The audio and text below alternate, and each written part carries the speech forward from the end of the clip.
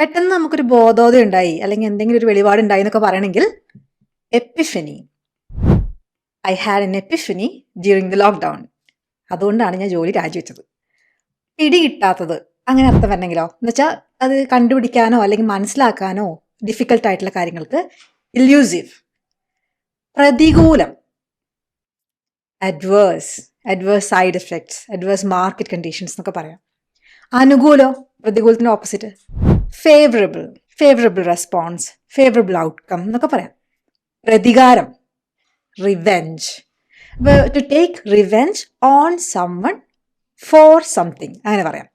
തിരിച്ചടി, തിരിച്ചടിക്കുക എന്നുള്ളതിന് റിറ്റാലിയേറ്റ് ആണ്. തിരിച്ചടി കിട്ടുമെന്ന് പേടിയുണ്ടെങ്കിൽ നമ്മൾ ഫിയർ ഓഫ് റിറ്റാലിയേഷൻ ഉണ്ടെന്നാണ് പറയാം. പക്ഷേ തിരിച്ചടിക്കുക എന്നതിന് എസ് വെച്ച് സ്റ്റാർട്ട് ചെയ്യുന്ന ഒരു വാക്കുണ്ട്. അറിയെങ്കിൽ കോമെന്റ് ചെയ്യൂ കേട്ടോ.